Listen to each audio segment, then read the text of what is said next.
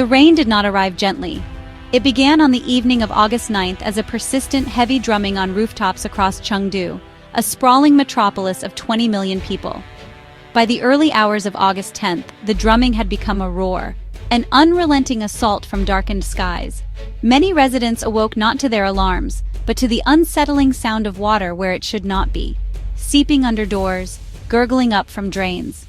The Chengdu Meteorological Station issued a yellow warning at 5:30 a.m., but for many the alert came too late. The storm had already declared its intentions with a terrifying ferocity, unleashing a blinding curtain of water that swallowed the city in a gray gloom, transforming the familiar urban landscape into something alien and hostile. People peered from their windows into a world dissolving. The morning light struggled to pierce the storm, revealing streets that were no longer streets, but fast-moving channels of muddy, debris-filled water. The air was thick with the smell of wet earth and overwhelmed sewers, a scent that clung to everything. The constant thunderous noise of the downpour was punctuated by the sharp crack of lightning and the distant mournful wail of emergency sirens that seemed to come from all directions at once. This was not just a heavy rainstorm, it was a catastrophic event unfolding in real time, a force of nature that was systematically dismantling the rhythms of a major city before the sun had even fully risen. The sheer volume of water was staggering. In some districts, monitoring stations recorded over 80 millimeters of rain in just 6 hours, a figure that officially qualifies as a torrential downpour. But for those on the ground, it felt like an entire river was being emptied from the sky.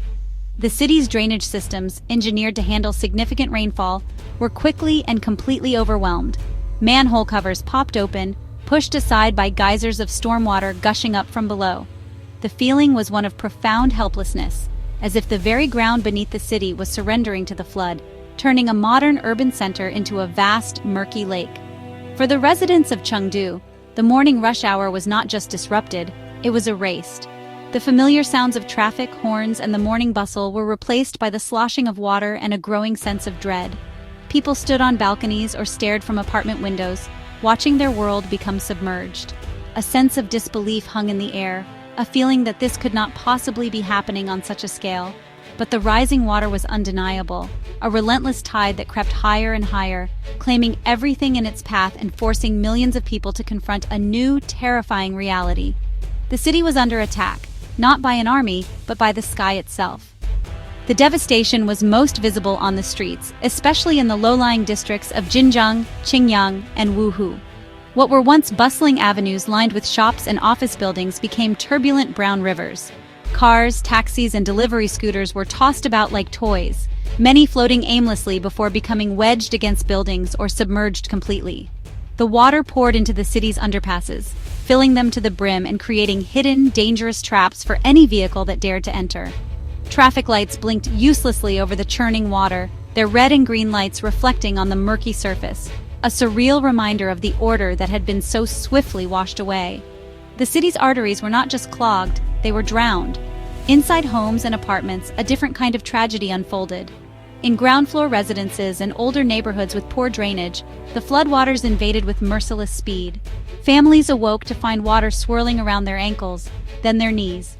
They scrambled to save what they could, hoisting electronics, photo albums, and important documents onto tables and countertops.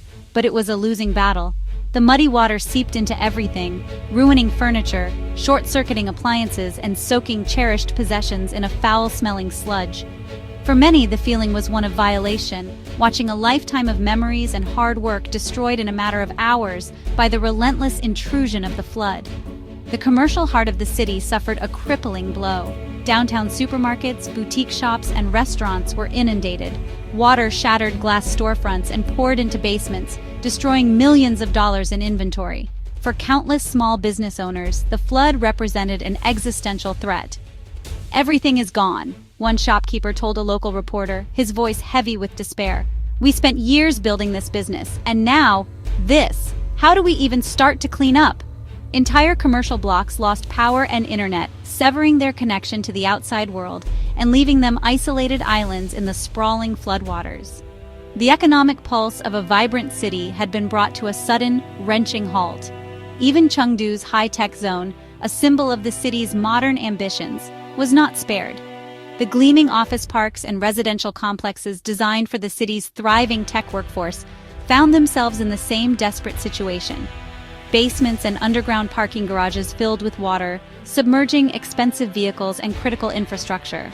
Employees were trapped, unable to leave their office buildings as the water levels outside continued to rise.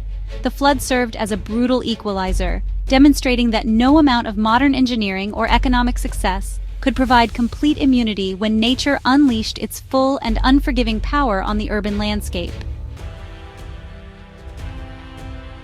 The flood delivered a stunning blow to Chengdu's transportation network, bringing the sprawling city to a complete standstill. The metro system, the lifeblood for millions of daily commuters, was one of the first major casualties. Water cascaded down stairwells into subway stations, flooding platforms and tunnels, forcing an immediate and system-wide shutdown. On the streets above, the city's extensive bus network was rendered useless, with routes impassable and vehicles unable to navigate the submerged roads. The shutdown of public transit left millions stranded, creating a city-wide paralysis that was both logistical and psychological. The very systems designed to connect people were now barriers, isolating them in their homes, offices, and flooded neighborhoods. The damage to infrastructure extended far beyond transportation. The sheer force of the water caused roads to crumble and sinkholes to appear, creating hidden dangers beneath the murky surface. Power grids flickered and failed as substations were flooded, plunging entire districts into darkness. The loss of electricity compounded the misery, leaving people without light, refrigeration, or the means to charge their phones to contact loved ones. Internet and mobile communication networks became patchy and unreliable, cutting off vital lines of information just when they were needed most. The flood was not just washing away streets, it was eroding the fundamental pillars of modern urban life. In the face of this overwhelming chaos, the city's emergency response kicked into high gear. Rescue workers, firefighters, and police officers navigated the flooded streets in inflatable boats and high-clearance vehicles, performing heroic rescues. They worked tirelessly, pulling people from stranded cars, evacuating residents from inundated homes, and delivering aid to those trapped by the water.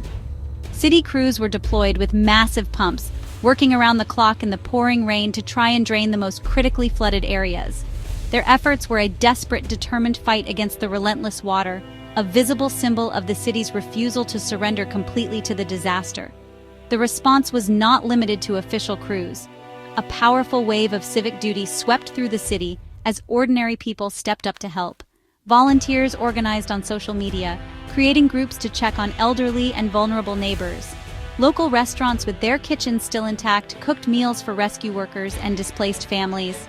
Temporary shelters were quickly established in schools, community centers, and government buildings, providing a safe and dry place for those who had lost everything. This grassroots solidarity became a critical lifeline, demonstrating a profound sense of community and resilience in the face of widespread devastation and fear. While Chengdu battled its urban deluge, a different, even more violent catastrophe was unfolding hundreds of kilometers to the north in the mountains of Gansu province. On the evening of August 7th, short but incredibly intense downpours hammered the fragile Loess Plateau in Yuzhong County. The rain unleashed the fury of the mountains, triggering massive flash floods and devastating mudslides. This was not a slow, creeping flood like in the city. It was a sudden, roaring onslaught. Rivers of mud, rock, and debris cascaded down the mountainsides, sweeping through villages with the force of an avalanche, erasing everything in their path in a matter of terrifying minutes. The hardest-hit areas, such as the townships of Malian and Xiaokangying, were scenes of utter annihilation. The Xiwan community in Malian was almost completely flattened, buried under a thick layer of mud and rock. Homes that had stood for generations were simply gone, swept away by the torrent. Survivors described a nightmare scene of buildings shaking, the ground trembling, and a deafening roar as the mudslide descended in the darkness.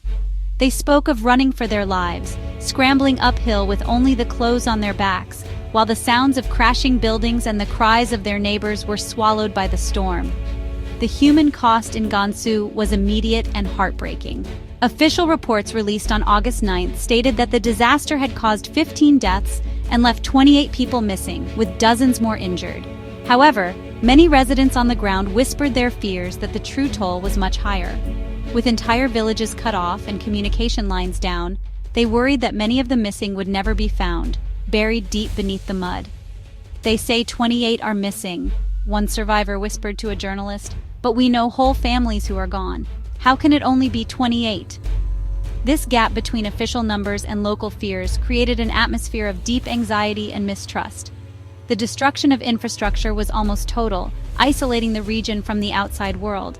The floods and mudslides wiped out over 100 kilometers of roads and destroyed 5 critical bridges, cutting off access to 14 villages. Power lines were torn down, leaving 37 villages in complete darkness.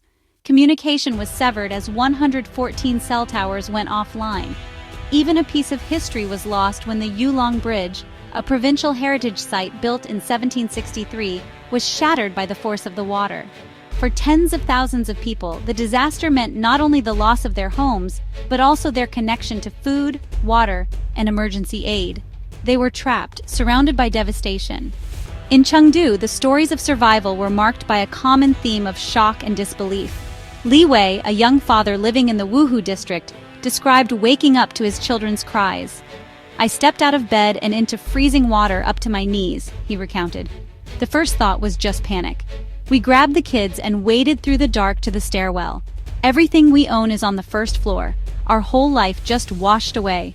His words capture the intimate, personal violation of the flood, the sudden transformation of one's home from a sanctuary into a dangerous, contaminated space. The trauma was not just in the loss of property, but in the shattering of that fundamental sense of security. In the mountains of Yuzhong County, the narratives were far more harrowing, filled with the terror of near-death experiences. An elderly woman from the village of Malian, her face etched with grief, spoke of the moment the mudslide hit. "The whole house started to shake, like an earthquake," she said, her voice trembling. "My husband yelled for us to run. We just ran. We didn't look back." She recounted the deafening roar of the river of mud and rock as it consumed her home. "We heard screams, and then just silence. We lost neighbors, friends. They were there one minute, and the next they were gone." Her story was a testament to the brutal, indiscriminate nature of the disaster. The official casualty numbers, particularly in Gansu, were a source of quiet but persistent anguish for many survivors. While authorities worked to provide clear information, the scale of the destruction made a full accounting nearly impossible in the initial days. This uncertainty weighed heavily on those waiting for news of missing loved ones. "They tell us to be patient, that they are searching," said a young man looking for his brother near the flattened Shiwan community. "But how do you search in this? It's meters of mud." Every hour that passes, the hope gets smaller. This feeling of helpless waiting, suspended between hope and grief, became a shared torture for hundreds of families. Amid the tragedy, however, there were also moments of profound humanity and courage. In Chengdu, a group of delivery drivers, their own scooters submerged, formed an impromptu rescue team. They used their knowledge of the city's back alleys to guide emergency crews and deliver supplies on foot. "We couldn't just sit and watch," one of them explained simply. "Our job is to help people get what they need. Today, what they need is safety." These small acts of bravery and solidarity, repeated across the flooded zones, became glimmers of light in the overwhelming darkness, showcasing the resilience of the human spirit even when faced with unimaginable loss.